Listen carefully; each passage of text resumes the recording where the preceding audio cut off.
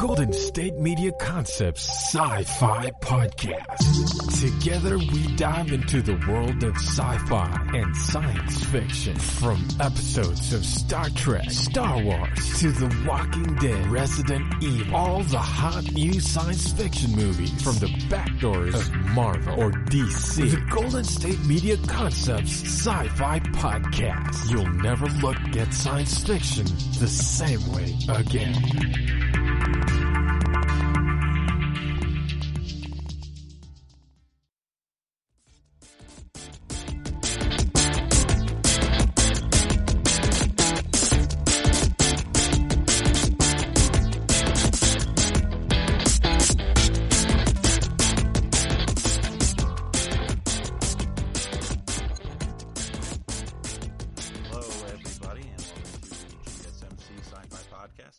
By the GSMC Podcast Network.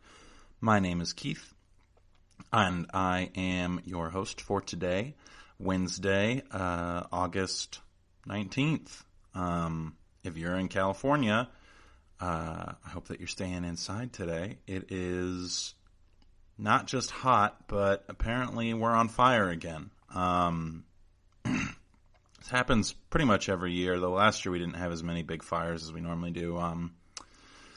Yeah, California just is kind of a tinderbox, especially when it's like 100 and some odd degrees several days in a row. There are thunderstorms and the rainfall levels are down, all of which are true of California currently. So if you are in California, I hope you're staying safe. Thoughts and prayers are going out just en masse to all of the firefighters who are out there doing their dangerous jobs to try and keep us safe. So, hope all of them are doing all right. If we have any firefighter listeners, thank you for all it is that you do to help keep, people from losing their homes and things like that in fires. It's going to be pretty bad.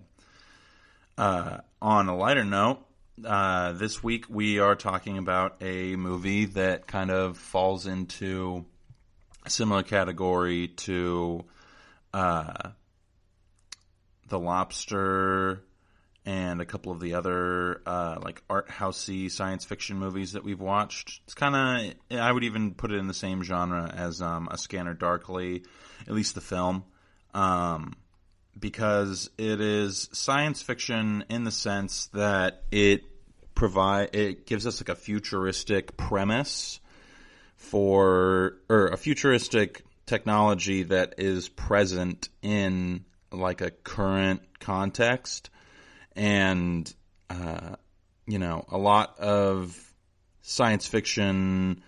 Well, science fiction is a pretty broad genre. We've talked about on the podcast several times, like what it is exactly that would define it as a genre, or define things as being science fiction.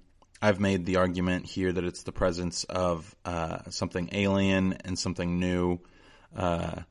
Alienus Novum, or Novum Alienus, was the fancy term that I kind of, would love to coin someday if I ever gain any academic clout. But it's basically a variation on the idea of novum, which is, newness. So I think that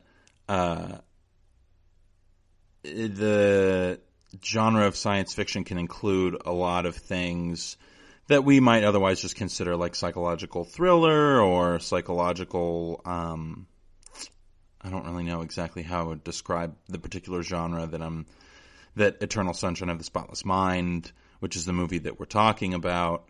I don't exactly know how to describe the genre that it would go into, because it's not really, it's a thriller in some capacities, though it's not a life and death thriller like a lot of psychological thrillers are. It's not benign either. The stakes in the movie are set pretty high, but they're very personal to the main character, whose name is Joel. And, I guess we should just kind of get into the movie, the premise and the description and things like that. So, the movie stars Jim Carrey, and I want to say Meg Ryan. I'm not totally sure who the actress is that plays Clementine, but the premise of the film is that Jim Carrey's character Joel is in a long-term relationship with a woman named Clementine, who I believe is played by Meg Ryan. And their relationship ends because of, well, just general toxicity, but specifically there's a couple arguments that they have that cause it to end. But after it ends, Clementine decides to undergo a procedure where her memories of Joel will be erased, and Joel finds out that her memories of him have been erased through a series of, like, through a couple things, really. But when he finds out that her memory was erased, he decides that he is going to have the same procedure done for her and his memories of her.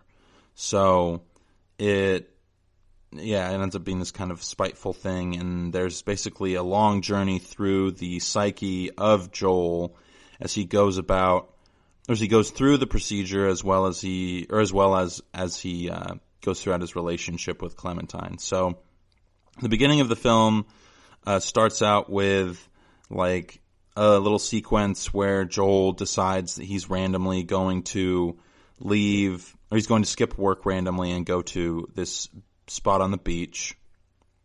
And that's where he meets Clementine. And according to us, it's the first time that they've ever met. They have a wonderful romantic evening together. And they arrive at her home where at which point she asks, like, hey, can I come over to your place? I had a really good time and I'd like to spend more time with you. And so he says yes, and we see the appearance of, like, the first time that we get a character named Patrick, who is played by Elijah Wood. This is pre-Lord of the Rings, so if you go to watch it, remember that. Definitely always a little jarring to see him not as Frodo. I don't think that... it's jarring to see him as not as Frodo or the main character from Wilfred. Those are the two things that I really associate him with. And he was excellent in both of them. So kind of hard to get away from those particular, like, I guess, iconic roles that very much suited his demeanor and acting skills set. So after we get that first initial interaction and we see Patrick for the first time, we kind of start going into a series of flashbacks. So the way that Joel finds out that Clementine has had her memories of him erased is that she works at Borders or Barnes & Noble, can't remember which one it is, basically a bookstore. And he goes there to try to apologize to her after a fight that they've had. And when he goes there to apologize to her, she doesn't remember him in any capacity, and she already has a new boyfriend who is Patrick. That's Elijah Wood's character. And because she has a new boyfriend, it really throws Patrick off, and then he goes to visit a couple of his friends who are also in a not-so-great relationship, which it's funny. I don't think there's a single relationship in this film that seems like honest and sincere, except for Mark Ruffalo and Kirsten... I don't think it's Dunst. I can't remember her last name. She's the woman who plays Mary Jane in the original Spider-Man movies with Tobey Maguire. There's this pretty star-studded cast here, which is actually kind of funny. I think the guy who plays Tobias in Arrested Development plays one of Joel's friends. So that's definitely interesting. But he goes to the bookstore, finds out that she has a new boyfriend, goes back to talk to his friends and says, like, I don't know what's going on. And then he sees a note that says, just so you know, Clementine has had all memories of Joel erased. Please don't bring up anything having to do with Joel and treat it as if that never happened. And so the premise of the movie is basically that there is a technology available that can eliminate memories that are undesirable from your psyche. And this seems like kind of, I don't know, it on surface level it seems kind of like a silly thing to have developed, but there's a specific point in the movie at which Kirsten's character, whose name is also Mary, which I thought was funny. So her name is Mary. She plays the assistant for Dr. Howard, and Dr. Howard is the one who developed the procedure, and he has two assistants. One is much better at the procedure than the other. Mark Ruffalo plays the gentleman who is kind of he does the procedures in lieu of Dr. Howard. And his character is in a relationship with Mary, which is the only semi-healthy relationship depicted in this film. And Elijah Wood, Patrick, accompanies Mark Ruffalo's character to perform procedures because the procedure is done in people's homes. But Mary's character mentions that what Dr. Howard is doing is not just great for people who have like breakups and things that they want to forget about, but that it can be used to eliminate phobias and to help reconcile childhood traumas and things like that, because it causes specific brain damage that allows for the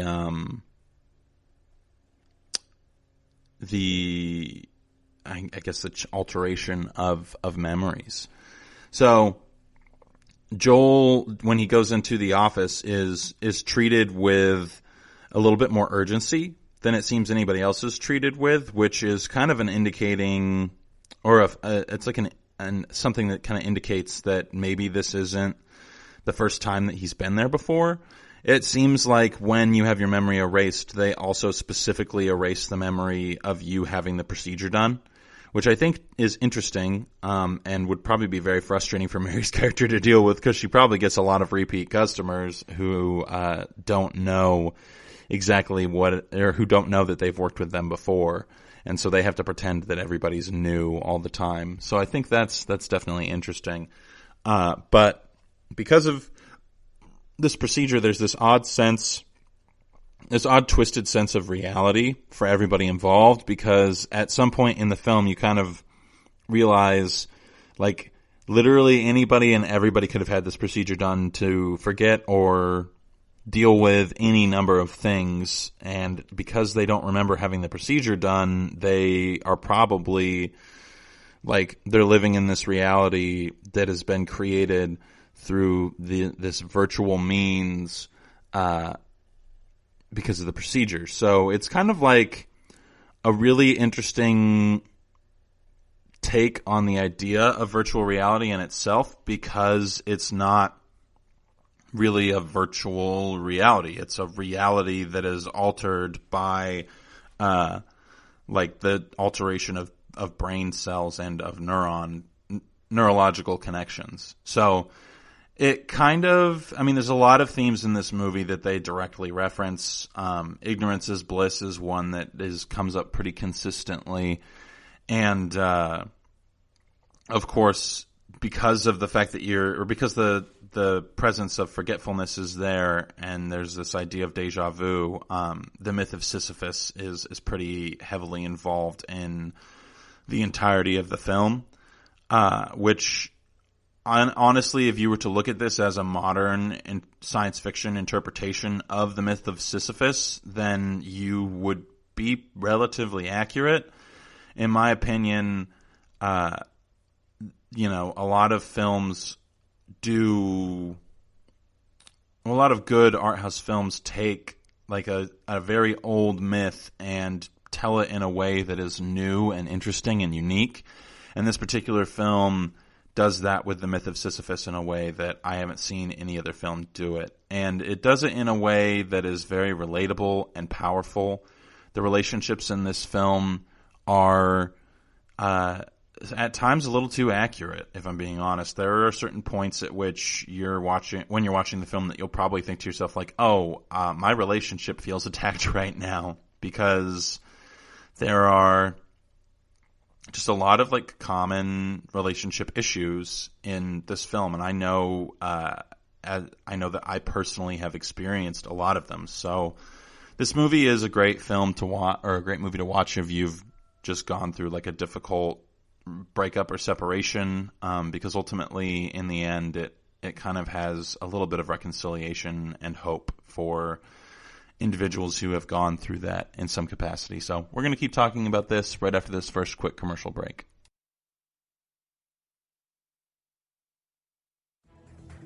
Want to find out what movies to go see? Then check out the GSMC Movie Podcast. It's your ticket to the latest movies, whether it's a new blockbuster event, romantic, comedy, or action flick. This show has got it all covered. They talk some what to go see now, don't bother, what's hot on Netflix, and everything in between. That's gsmcpodcast.com/movie-podcast. When it's all about the movies, it has to be this new show. Don't forget to like them on Facebook and follow them on Twitter. Visit gsmcpodcast.com for more info.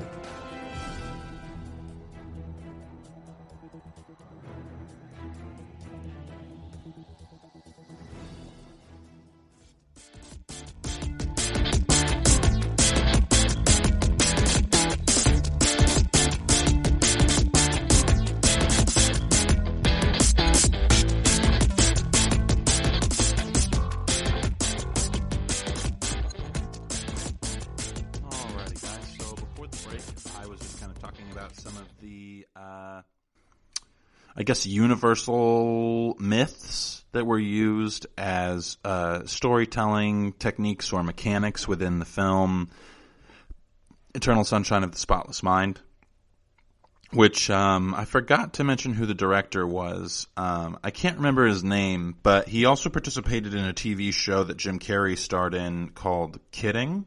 And I just wanted to, if you guys like Eternal Sunshine of the Spotless Mind, I really think you would dig Kidding, and the more people who watch it, the more likely we are to get more of it. So I personally really loved it. It can be a hard show to watch at certain times, but it deals with a lot of similar themes to Eternal Sunshine of the Spotless Mind. It's definitely not a science fiction thing. It's definitely trippy, but in a very similar way to the ways in which Eternal Sunshine of the Spotless Mind is trippy.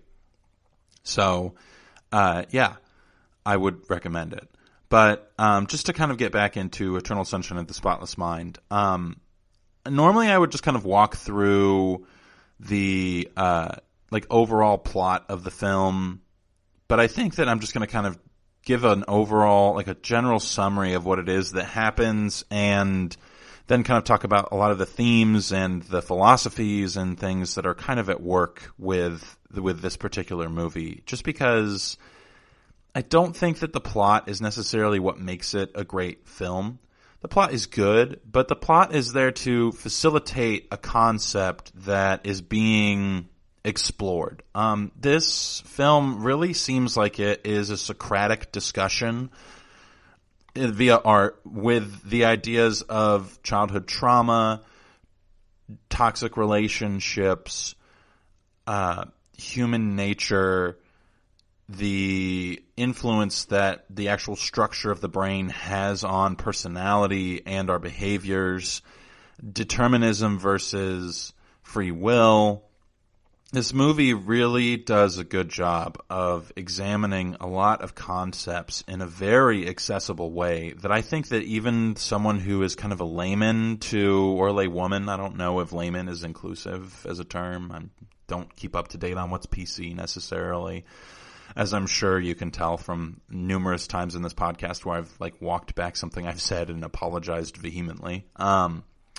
But even a lay person with philosophy could watch this film and kind of get the gist a little bit of what it is that the filmmakers were trying to say or look at. So the film follows Jim Carrey's journey in his psyche as he's undergoing the procedure to have his memories erased. And during the procedure, he decides that he no longer wants to have his memories be erased of Clementine, because he finds that even though a number of them are incredibly negative and toxic, that there's part of him that wants to hold on to those.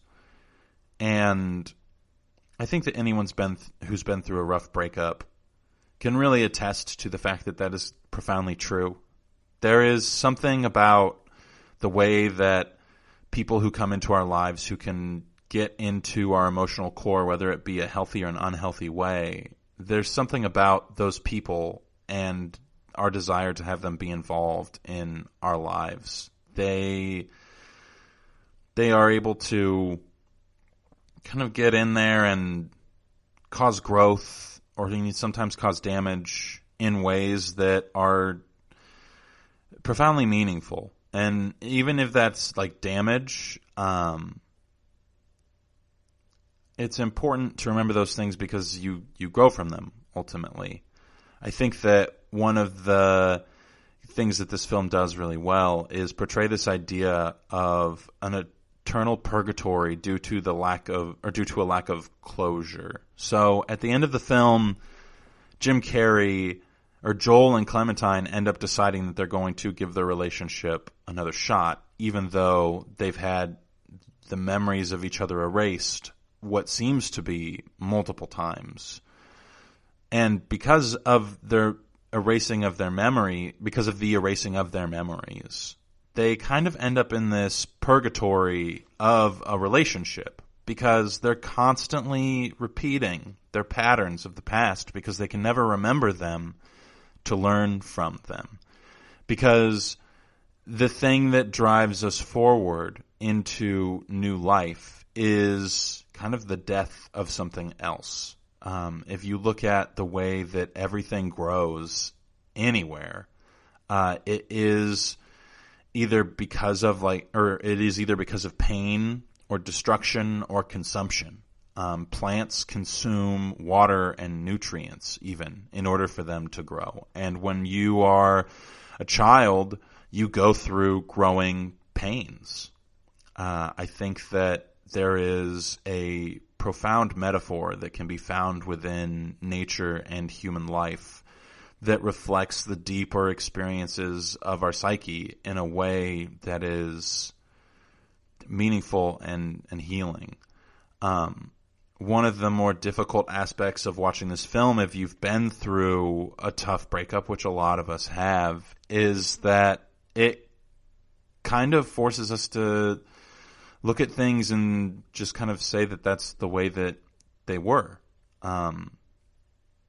There's this specific idea that's constantly thrown around where Jim Carrey is interacting with his image of Clementine in his mind. Because when he's in his head and they're going through the procedure of trying to erase his memories, because he's had the procedure done so many times, he develops the ability to kind of like try to avoid it in some capacity and run away from this thing that looks to destroy his memories of Clementine.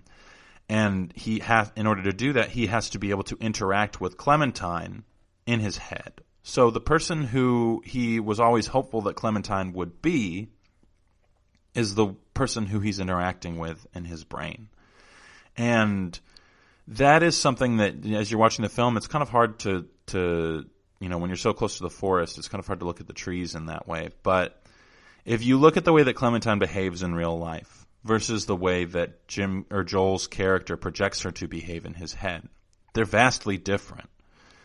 In his head, Clementine is the one who helps to come up with ideas to keep him safe, to save him from himself. But in real life, Clementine makes it abundantly clear that that's not something that she can do. Yet, when they get together, it's because Joel's character has decided that, or is hopeful that she can fix him because she's so opposite from him. And it is Clementine's subconscious desire to fix him that originally attracts them together. The puppy dog eyes save me from danger is part of what makes Clementine feel drawn to Joel's character. And Joel's character's drawn to the,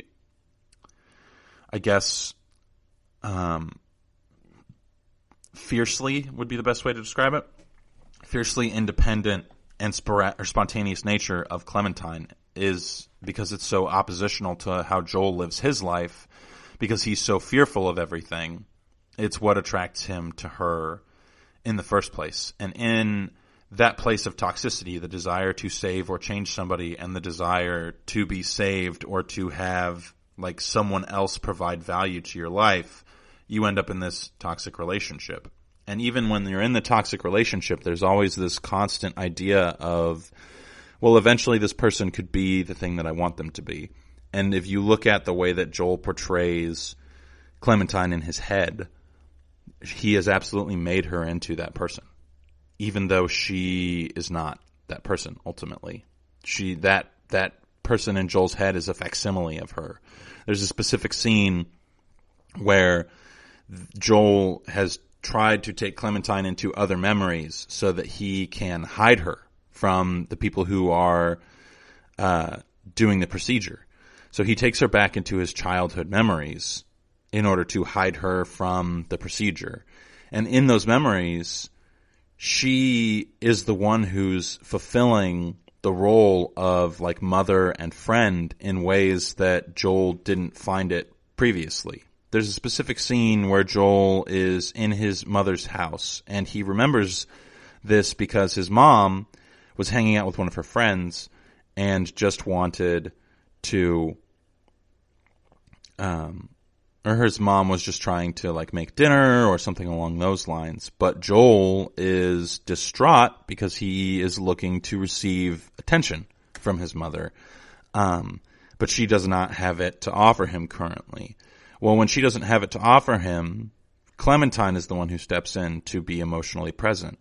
Yet, when we hear what Joel has to say about her, we find out that that's not who she has been throughout their entire relationship. So there's this interesting juxtaposition that occurs within Joel's perception of Clementine and the reality of Clementine and who she actually is. And this is part of what makes the relationship so toxic, is because neither one of them is willing to acknowledge who the other person actually is. They're both projecting this facsimile of who they think this person is supposed to be, or who they want this person to be, rather than just saying like, I acknowledge that you are you, and I want to try to make this work with you. And that is something that, a lot of people, I'm sure, who have gone through rough breakups or who have been in these relationships, that's something that is it's a pretty frequent occurrence in these kinds of relationships. And that's part of what makes this film so great and also so difficult to watch at times. Because not only are you watching this like trippy psychological kind of like thriller where, there's people whose faces are being disfigured by memory because their memories are incomplete, but you're also watching like all of these traumas that are being projected into Joel's relationship as he tries to save the memories of Clementine in his head so that he can have some form of closure. He even specifically mentions in one scene that he just wanted to get to say goodbye. And, a lot of us have been in relationships where that's been something that we've wanted. Quite frequently, your friend breaks up with somebody and they'll almost always say, like, I feel like I didn't get to say goodbye. And that sentiment is probably echoed by the other party. Movies that do things like this really well are few and far in between. So that's part of why I feel, I feel that it's somewhat necessary for me to mention that, or mention this idea, because it's part of what makes it so good. And part of the reason that we are able to kind of like reflect on these things in the first place is because of the science fiction elements of the film. It creates it posits a premise that is so far-fetched in some ways that we are able to get the right amount of cognitive distance from something that would otherwise be very tough to deal with, and look at it in a way of like, well, what if I could erase memories of a bad relationship or of, a phobia? Ultimately, there's a lot of potential good that could come from something like that. And I think that's part of the goal of the film. But what the film does is add in this idea of Greek fatalism and Nietzschean the nihilism that Nietzsche rails against. It brings those ideas in conjunction with this possibility in a way that helps us to examine them uniquely. So we're going to keep talking about that. We're going to talk a little bit more about the specifics of the philosophy involved here right after this quick commercial break.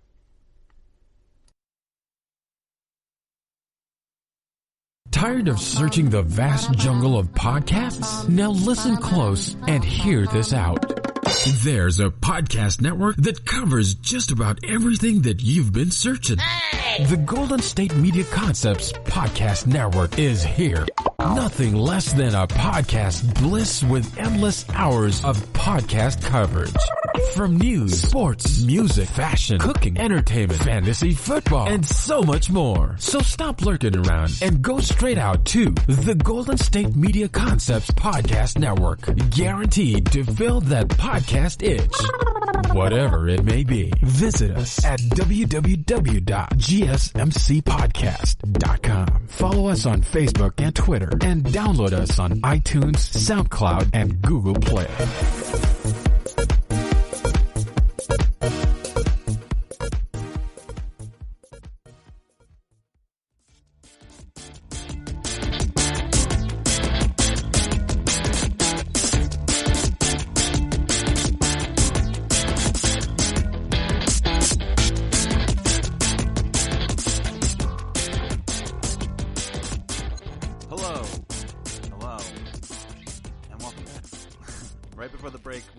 Talking about the ways in which Eternal Sunshine of the Spotless Mind depicts accurately the more negative traits of toxic relationships that leave a lot to be desired by, probably both parties if we're being honest here. But I kind of wanted to start focusing in a little bit on the philosophic ideas within the film. Now, something that's very common that we've seen in a lot of the things that we watch is this idea of Nietzschean existentialism, where meaning in life is derived from an individual's ability to apply meaning. And I think that this film does a really good job of arguing that that is ultimately the best way by which to live life, because the film basically says that even if you eliminate, or that when you eliminate memories, you and have nothing to base value systems on, that you ultimately end up repeating the same behaviors over and over and over again. And this is where the idea of the Sisyphean myth comes in. So I've mentioned it before. We'll do a brief summary just in case we have any new listeners who haven't listened to all of the previous episodes where I mentioned this. The Sisyphean myth is that in Greek mythology there's a character who violated the will of the gods and was able to avoid them for a very long period of time. And when he finally is dying and going to the afterlife, the gods are angry that he has, violated their will. So as punishment, they tell him that he is going to push a boulder up a hill every day for eternity. The catch is that that boulder will roll down the hill at the end of the day, and he has to go down and do it again. Now, Camus, Sartre, Nietzsche, they all write about this myth. In fact, I think I even have like a specific, like an entire book on existentialist philosophy and the Sisyphean myth.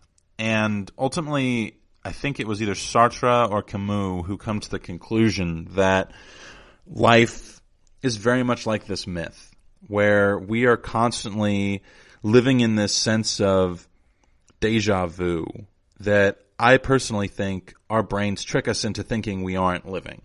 There is this entrapment that we experience because of our mental states, because of our traumas, because of our upbringings, because of different aspects of our lives that have been influenced, or in some cases, or to some individuals, they would say those things have been determined by our upbringing and by our proclivities genetically or structurally, as far as like brain structure is concerned and things like that. But because we're constantly trapped in these patterns without realizing that they are in fact patterns, we end up going through life kind of mindlessly doing the same thing over and over again. I think this is part of why, like the Russian is it the realism movement? I'm not totally sure. Like Dostoevsky and, gosh darn it, I'm forgetting the other individual's name, but, there's like The Fool, and then there's War and Peace, and then there's, another one that's specifically on like jail, I want to say, but all of these individuals, and Kafka's The Metamorphosis, another great example. All these individuals participate in this mind-numbing bureaucracy. And part of the reason that I think that those things are so pervasive in that particular type of literature is that they're reflective of a natural way of being that a number of people actively engage in without knowing it. It is the same thing to sit at a desk and stamp papers and check for proper information in boxes as it is to repetitively or return repetitiously to relationships that have proven themselves to be not fruitful. And in some capacities, it's that, cheesy definition of insanity to do the same thing over and over again and expect a different result. But because of this, those stories become like a profound metaphor for the human experience in ways that we would otherwise be unfamiliar with. And I think that that's part of what makes Eternal Sunshine of the Spotless Mind such a great film, is that it does that same thing, but it does it in a way that's much more meaningful. There's a theme consistently throughout this film of what it's like to be a child. And a lot of us look at our childhood and think like, oh, it was this wonderful time. We glorify the youth aspect of it, the lack of responsibility and things like that. But something that this film does that is really unique and meaningful is it shows us that children are a lot more lonely and a lot more sad than we normally would think of them as being. The specific scene where Jim Carrey is under the table and Clementine is there trying to comfort him so that they can hide from the doctor who's doing the procedure, Dr. Howard. He says, I just want someone to pay attention to me. I just want my mom to come pick me up. I just want someone to see me. And we don't remember those things consciously. A lot of those traumas are things that get buried deep within our minds. And that is exactly why it's so hard for the people doing the procedure to find, quote unquote, find Jim Carrey's psyche and eliminate memories. So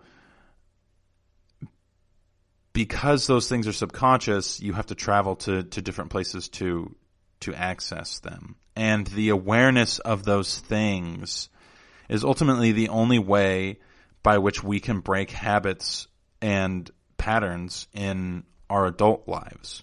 Because if we just look at our childhood as being this nice, wonderful thing, then we omit all of the traumas that trigger certain behaviors within us. When Jim Carrey wanted attention, he did a sad puppy dog act when he was a child. He sat under the table and he was slightly mischievous in ways that were manipulative to try and get his mother to pay attention to me. He tries to open the freezer, ask for ice cream, do things that are deviant behavior in some capacity in order for him to get his mother's attention. There are also a number of instances in the film where we kind of see the development of Jim Carrey's sexuality occurring as a child and his preferences as an adult and how that subconsciously is influenced by your experience as a small child. And I think that in some ways is, well, it's handled in a very appropriate fashion is the way that I would describe it. It's not gross or weird. It's kind of subtle in ways that you don't necessarily notice. Jim Carrey's hiding under the table and all he sees are the legs of a woman. And it becomes pretty clear later on in the film that he's very drawn to the legs of a woman. And I know that is probably an intentional, well, I know. In my opinion, it's very likely that that's an intentional thing that was included in the film Because a lot of what this film is trying to do is get us to realize the same thing that Sartre or Camus realized about Sisyphus, and why it is that ultimately saying that our life is like the Sisyphean myth, where we're constantly rolling a boulder up a hill and it just rolling back down on us, is not a bad thing. Because the conclusion that they draw is that Sisyphus falls in love with the boulder. And when he learns to love the boulder, then his life gains purpose and meaning. And now he's able to look at the tasks with a new perspective. And I think that that's part of what Jim Carrey's character Joel realizes as he's going through the procedure. That ultimately, this relationship of repetitious toxic behavior that is driven by the subconscious desires that he has from his childhood traumas, that ultimately falling in love with those things is the only way that he and Clementine are both going to be able to either move on or have a successful relationship. And this is kind of exhibited towards the end of the film when we find out that, or when they both find out that they had memories of each other erased.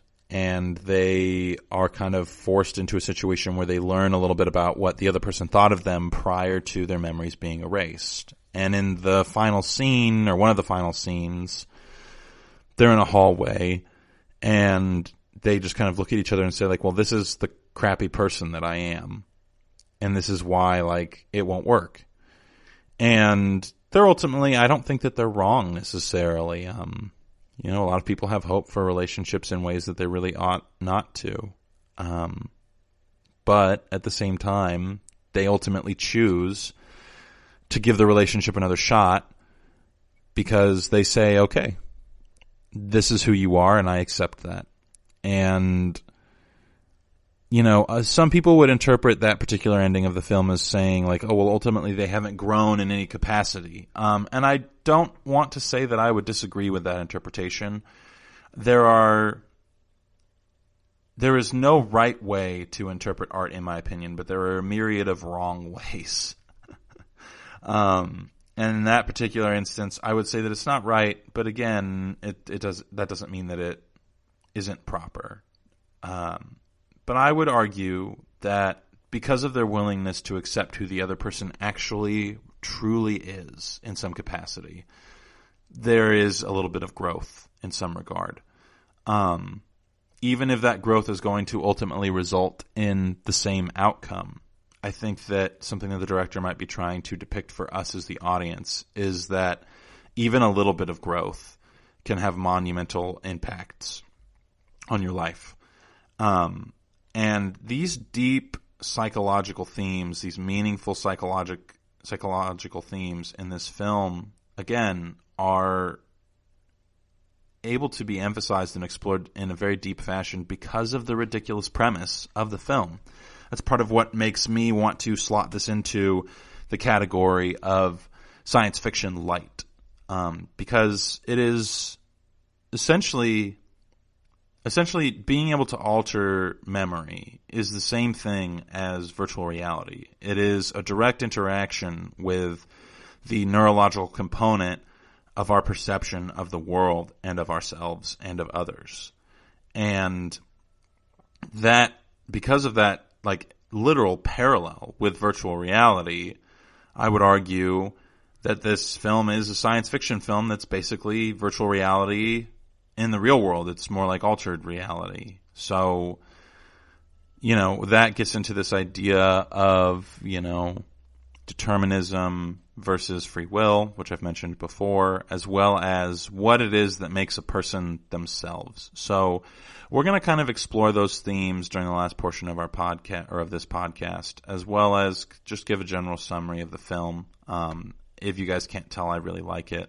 I would recommend it. But I would recommend it if you're in the proper mindset for it. So we're going to take our last quick commercial break, and we'll be right back after that.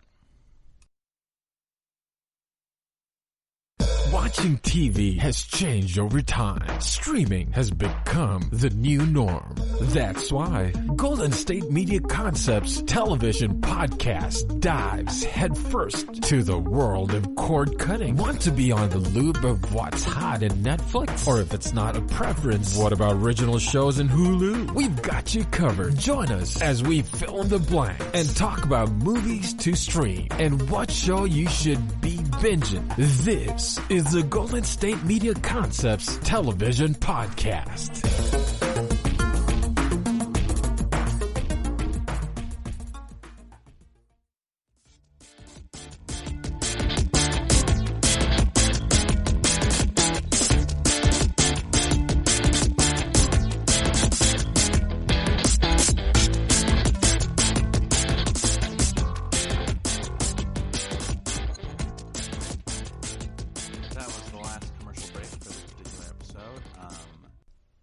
There will be plenty more commercial breaks where that comes from in future episodes. Love to have no commercial breaks someday. That'd be interesting to just like seamlessly incorporate sponsorship into the podcast. And then I would just talk literally for an hour straight, which I don't know if we want that necessarily. Maybe the 15-minute breaks are nice. Regardless, before the break we were kind of talking about this idea of the myth of Sisyphus, repetition, existentialism in our lives, and how Eternal Sunshine of the Spotless Mind does such a good job of portraying that in an accessible and meaningful way. So definitely found that to be, very interesting, and I hope that you guys did too. In discussing this movie, I'm kind of realizing how much more I really connected to it than I thought I did originally. There is a lot of depth to this film in ways that are profoundly meaningful. I mentioned at the top of the podcast, it's not often that you find a film that can take a premise such as the one that's presented to us in Eternal Sunshine of the Spotless Mind and make it into something that is so profoundly accessible. The idea of revisiting childhood trauma in the presence of the significant other who has wronged you is something that I don't think is it's not talked about enough in our everyday lives. But in addition to that, the idea that children feel things in a very visceral and strong fashion and those feelings transfer into adulthood is not something that's readily acknowledged. And frequently in some capacities it is even discouraged, I would argue. There's a lot of instances in which, I have tried to personally deal with the way in which my emotions as a child affect me as an adult, and oftentimes people in general just want to write that off as being like, oh, well, that's kind of unique to you or what have you, and they may or may not be wrong. That's not necessarily what the important part of the discussion is, in my opinion. I think that the important part of that discussion is that ultimately the things that happen to us as children have profound impacts on the way that we deal with and handle life as adults. And what you can see in the behaviors of Joel as a child, in his humiliation, in his victories even, in his just general going through of life, you can see repetitious behaviors. And when we get to the end of the film, the end of the journey, where Joel finally has everything erased, ultimately we find out that even with those memories erased, he isn't any better. He isn't any better off. In fact, he would have been better off if he hadn't had the memories erased in the first place. I think that, like I mentioned at the top of the podcast, growth is pain, but to love is also pain. And loving someone while holding with an open hand the idea of who they actually are, rather than who you believe them to be, is a hurtful thing. And I think that that's something that this film really wants to depict, because ultimately nearly every character in this film is somewhat doomed to the repetitions of the repetitious aspect of their behaviors in ways that are not beneficial, in ways that are profoundly damaging or hurtful. Even Elijah Wood's character, who is going through this whole film trying to relive certain aspects of another person's life, is finding that ultimately those things are not fruitful. There's just a lot of profound psychological themes running through this film.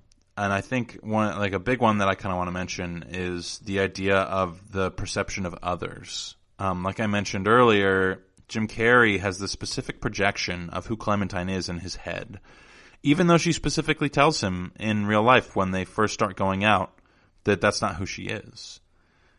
He says, "I still thought that you would be that person."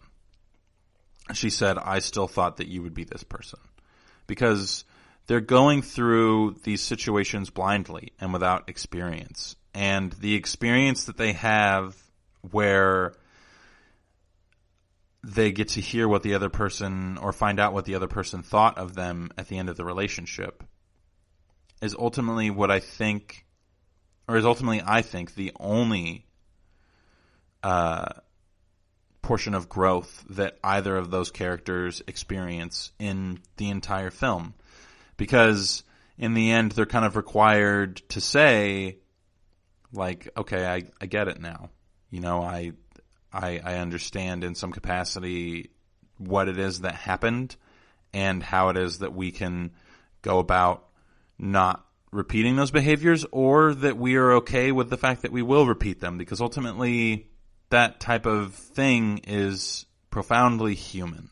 And I think that that's one of the best parts about this movie, is that it is so profoundly human. I don't think that there's anything in this film, well, that's a bit hyperbolic. I don't think that there's very much in this film that doesn't accurately depict a toxic, unhealthy relationship between two individuals, be it a friendship, a romantic relationship, or any number of other types of interactions that everybody has with everybody else. They're ultimately mired in all of the perceptions that we have of the other person.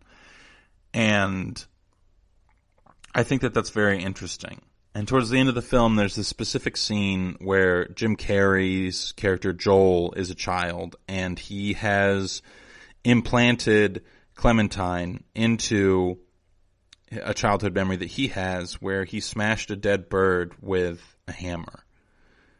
And Clementine, at least her voice and personality, have been implanted into this little girl who was there with Joel on the day that he did that. He did it because his friends told him that he ought to do it. And in the end, they rejected him because of that. And the person who comforts him is Clementine in the form of this little girl. And there's this theme of loneliness throughout the film that, you know, we think of loneliness as being something that adults experience, and that, you know, being a child is easy in some capacity.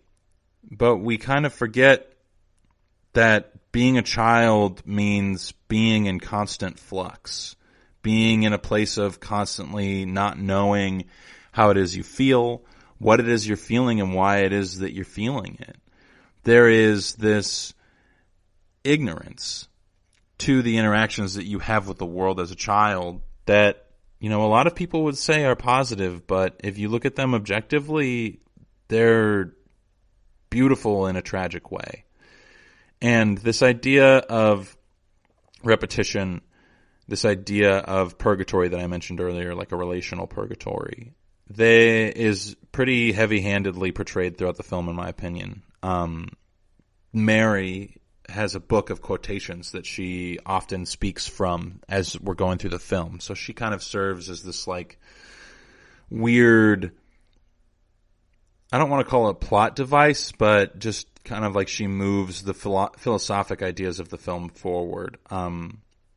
She seems to be in possession of some sort of knowledge that other people don't have access to, or some sort of personal accountability or growth that other people don't have access to throughout the film. And she quotes 2 quotes by Nietzsche, or Nietzsche, however you want to say his name, and 1 quote by a religious figure. And the title of the movie is taken from the quote from the religious figure. I can't remember it off the top of my head right now.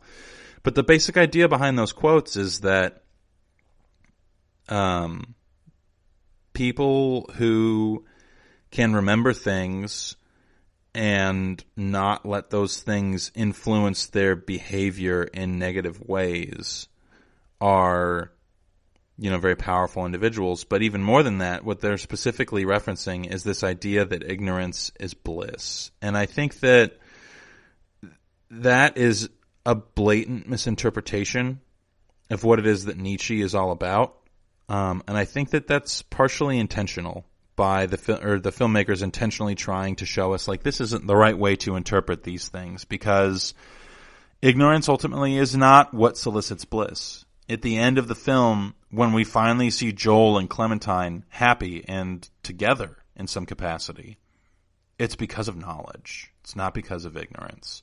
So the fact that this woman is quoting, that Mary's character is quoting all these things from Nietzsche throughout the film, and saying, like, oh, this supports the idea that not knowing is better than knowing, I think is to show us that, well, I don't know if the director directly wanted to show us this, but that's not what Nietzsche was all about. Nietzsche was about knowledge, application of meaning, and things along those lines, because ultimately to him, when you act in ignorance, when you act from an animalistic and subconscious place, you ultimately end up being more entrenched in sorrow and purposelessness than you would in any other instance.